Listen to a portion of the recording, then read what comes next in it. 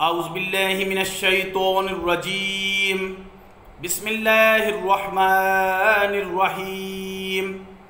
ماں باپ کے حقوق کے متعلق قرآن مجید کی آیات اور احادیث مبارکہ کی روشنی میں مختصراً گفتگو۔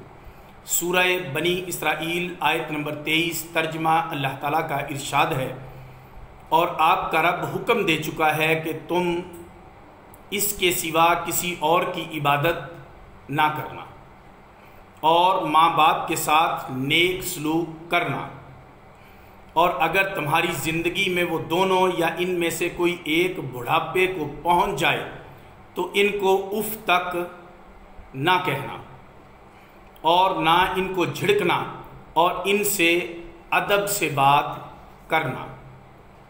سورہ لقمان آیت نمبر 14 ترجمہ۔ اور ہم نے انسان کو اس کے والدین کے ساتھ نیک سلوک کی وصیت کی۔ اس کی ماں نے دکھ پر دکھ اٹھا کر اس کو حمل میں رکھا، اور اس کا دودھ چھڑانا 2 سال میں ہے۔ ہم نے یہ وصیت کی کہ میرا اور اپنے والدین کا شکر ادا کرو، تم سب نے میری ہی طرف لوٹنا ہے۔ سورہ الاحقاف آیت نمبر 15 ترجمہ۔ اور ہم نے انسان کو اس کے والدین کے ساتھ نیک سلوک کرنے کا حکم دیا۔ اس کی ماں نے دکھ جھیل کر اس کو پیٹ میں رکھا اور دکھ برداشت کر کے اس کو جنا۔ سورہ البقرہ آیت نمبر 83 ترجمہ۔ اور جب ہم نے بنی اسرائیل سے پکا وعدہ لیا کہ تم اللہ کے سوا کسی کی عبادت نہ کرنا اور ماں باپ کے ساتھ نیک سلوک کرنا۔ سورہ البقرہ آیت نمبر 215 ترجمہ۔ وہ آپ سے پوچھتے ہیں کہ وہ کیا خرچ کرے، آپ کہیے تم جو بھی پاک مال خرچ کرو وہ والدین کے لیے اور رشتہ داروں کے لیے اور یتیموں کے لیے اور مسکینوں کے لیے اور مسافروں کے لیے خرچ کرو۔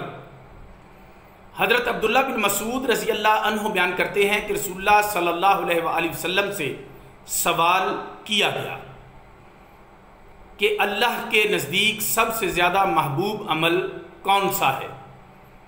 آپ نے فرمایا نماز کو اپنے وقت پر پڑھنا۔ میں نے پوچھا پھر کون سا عمل ہے؟ آپ نے فرمایا ماں باپ کے ساتھ نیکی کرنا۔ میں نے پوچھا پھر کون سا ہے؟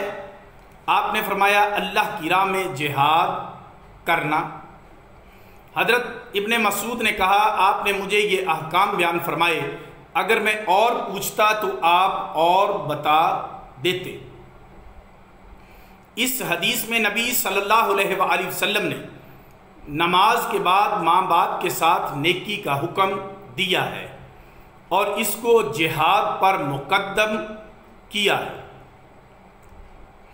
ماں باپ کی خدمت اور ان کی اطاعت کا یہ تقاضا ہے کہ نہ براہ راست ان کی گستاخی کرے اور نہ کوئی ایسا کام کرے جو ان کی گستاخی کا موجب ہو۔ حضرت عبداللہ بن عمرو رضی اللہ عنہ بیان کرتے ہیں کہ رسول اللہ صلی اللہ علیہ وآلہ وسلم نے فرمایا تمام کبیرہ گناہوں سے بڑا کبیرہ گناہ یہ ہے کہ انسان اپنے والدین کو گالی دے یا لعنت کرے۔ کہا گیا یا رسول اللہ کوئی شخص اپنے ماں باپ پر کیسے لعنت کرے گا؟ فرمایا ایک شخص دوسرے شخص کے ماں باپ کو گالی دے گا تو وہ دوسرا شخص اس کے ماں باپ کو گالی دے گا۔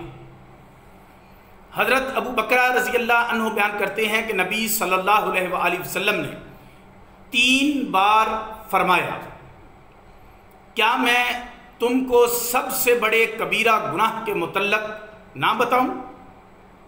صحابہ نے کہا کیوں نہیں یا رسول اللہ صلی اللہ علیہ وآلہ وسلم؟ آپ نے فرمایا اللہ کا شریک بنانا اور ماں باپ کی نافرمانی کرنا۔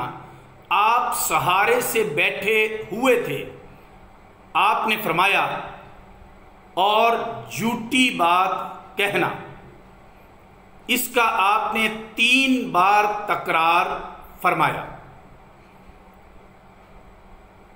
حضرت عبداللہ بن عمر رضی اللہ عنہما بیان کرتے ہیں کہ میرے نکاح میں ایک عورت تھی جس سے میں محبت کرتا تھا اور میرے والد اس کو ناپسند کرتے تھے۔ انہوں نے مجھے حکم دیا کہ اس کو طلاق دے دو۔ میں نے انکار کر دیا۔ پھر نبی صلی اللہ علیہ وآلہ وسلم سے اس کا ذکر کیا۔ آپ نے فرمایا اے عبداللہ بن عمر، اپنی بیوی کو طلاق دے دو۔ ماں اور باپ دونوں کی اطاعت واجب ہے، لیکن ماں کی اطاعت کا حق 4 میں سے 3 حصہ ہے اور باپ کی اطاعت کا حق 1 حصہ ہے۔ حضرت ابو ہریرہ رضی اللہ عنہ بیان کرتے ہیں کہ ایک شخص رسول اللہ صلی اللہ علیہ وآلہ وسلم کے پاس آیا اور کہنے لگا، یا رسول اللہ، لوگوں میں میرے نزدیک نیک سلوک کا سب سے زیادہ کون مستحق ہے؟ آپ نے فرمایا تمہاری ماں۔ اس نے کہا پھر کون؟ آپ نے فرمایا تمہاری ماں۔ اس نے پوچھا پھر کون؟ فرمایا تمہاری ماں۔ اس نے کہا پھر کون؟ فرمایا تمہارا باپ۔ حضرت اسماء بنت ابی بکر رضی اللہ عنہ بیان کرتی ہیں کہ میری والدہ میرے پاس آئیں۔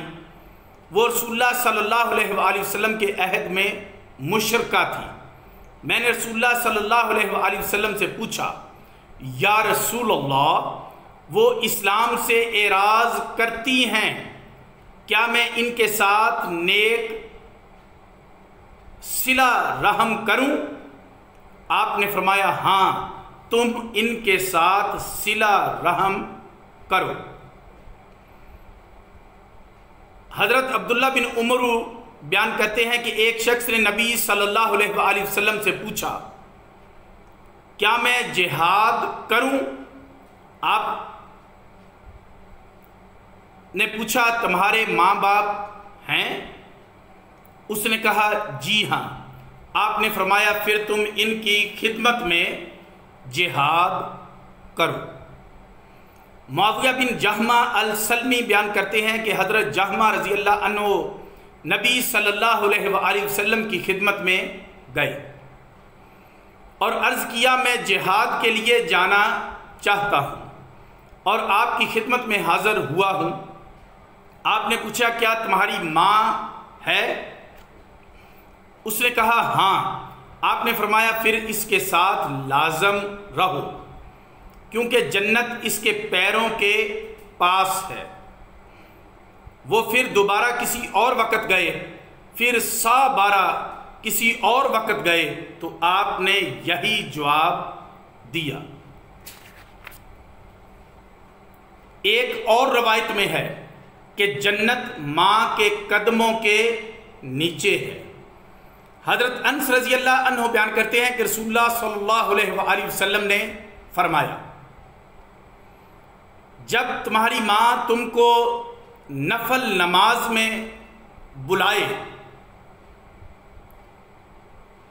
تو چلے جاؤ، اور جب تمہارا باپ بلائے تو نہ جاؤ۔ یہ روایت امام ابن ابی شیبہ محمد بن المنقدر سے روایت یہ کی گئی ہے۔ حضرت انس رضی اللہ عنہ بیان کرتے ہیں کہ رسول اللہ صلی اللہ علیہ وآلہ وسلم نے فرمایا، جنت ماؤں کے قدموں کے نیچے ہے۔ وَمَا عَلَيْنَا إِلَّا الْبَلَاغُ الْمُبِينُ۔